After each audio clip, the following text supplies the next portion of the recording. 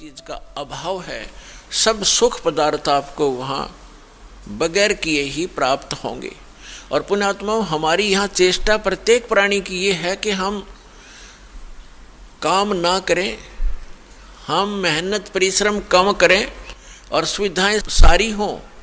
इसलिए हम अपने बच्चों को पढ़ाते हैं, स्वयं भी पढ़ते हैं, पढ़ा करते थे कि हम बड़े अधिकारी बने और हम काम कुछ ना करें, घंटी बजाएं, नौकर आए और जो वस्तु चाहें वो खाएं, ऐसी तनख्वाह हो, कार हो, कोठी हो और सुविधाएं सारी हो।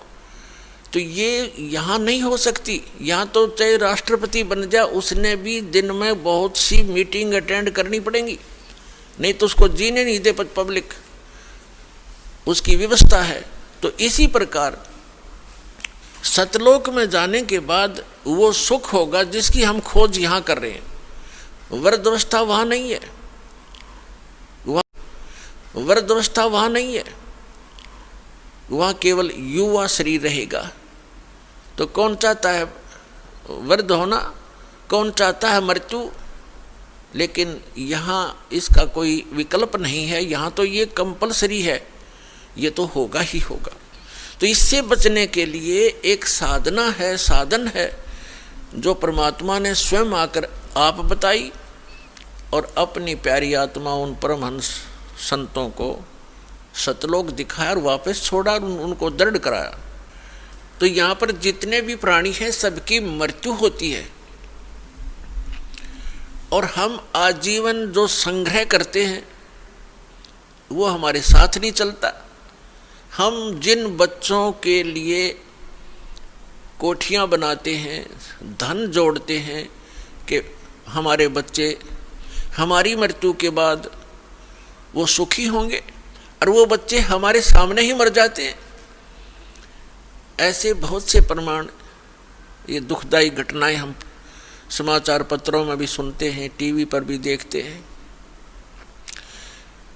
एक पूरा परिवार एक सत्संग सुनकर आ रहा था किसी संत का, तो उसमें इतना पक्का याद नहीं दास को कि 12 सदस्य थे पूरे परिवार के या 13 थे। उनमें से एक घर पे था और बाकी 11 या 12 सत्संग सुनने गए हुए थे, सत्संग सुनकर आ रहे थे, दुर्घटनाग्रस्त हो गए। पूरा का पूरा परिवार मारा गया, छोटे पोता पोतियां से लेकर बच्चों तक।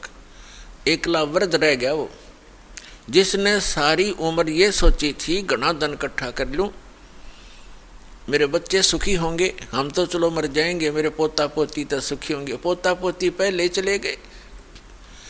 तो यहाँ काल ने आपको धोखे में रखा हुआ।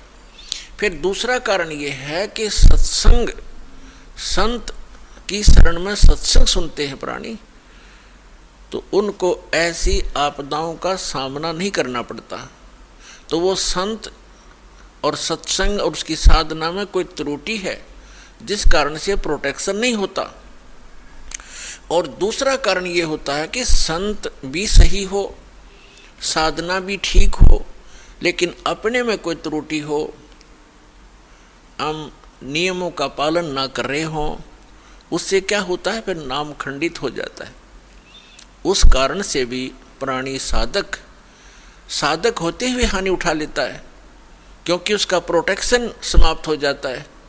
जो पावर कनेक्शन उसको मिला हुआ था वो न मिलने से वो पावर वाला काम बंद हो जाता है, उसको सारी सुविधाएं बंद हो जाती हैं। जैसे आपका बिजली का कनेक्शन कट जाता है तो ना पंखा चले, ना एसी चले, ना कूलर काम करे, ना कोई पंप चले, ना कोई हैंड पंप चले, यानी सब सुविधाएं बंद हो जाती। इस प्रकार परम संत हो, साधना शास्त्र अनुकूल हो और साधक मर्यादा में रहे, फिर ये आपदा नहीं आया करती। पूर्ण परमात्मा सत्य पुरुष की साधना करने वाले साधक पर ये आपदाएं नहीं आ सकती। दुर्घटना में मृत्यु, अकाल मृत्यु या कोई अन्य दुख नहीं आने देंगे भगवान, जहाँ हमारी समर्पित भाव से साधना होगी और सत्य साधना होगी। तो फिर भी जो कहने का तात्पर्य दास का आज जो उद्देश्य है ये ज्ञान कराने का, कि हम जिन सुविधाओं को एकत्रित करने में, जोड़ने में सारा जीवन लगा देते हैं और फिर भी हम भी छोड़ चले जाते हैं और बच्चों का भी पता नहीं, हमारे सामने ही मृत्यु हो जाए। तो ये गंदा लोक है, ये लोक ठीक नहीं।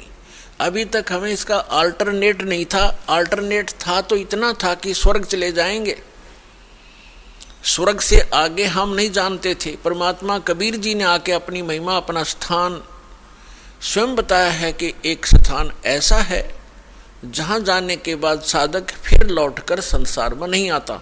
ये परमात्मा ने आके बताया 600 वर्ष पहले, और उसके बाद भी उस परमात्मा के सूक्ष्म वेद में वर्णित ये ज्ञान है जो परमेश्वर ने, कबीर जी ने स्वयं अपने मुख से बोला, जिसको कबीर वाणी कहते हैं, जिसको सच्चिदानंद घन ब्रह्म की वाणी कहा है।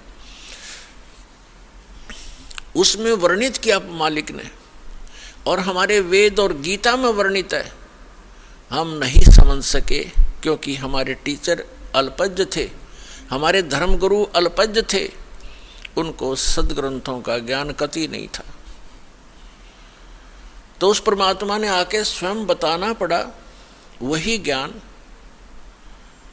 और जिन महापुरुषों को परमात्मा मिले उन्होंने भी यही ज्ञान कराया, लेकिन उसको हम समझ नहीं सके, जिस कारण से अभी तक परमात्मा के आने से पहले तक हमें केवल स्वर्ग से आगे कोई बताने वाला नहीं था।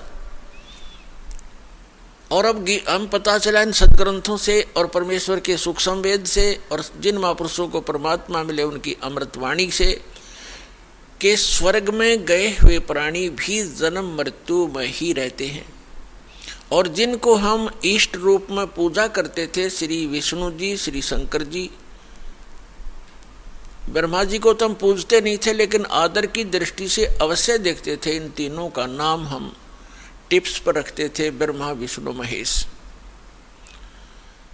ये स्वयं नासवान है जिनको हम इष्ट मानकर पूजते।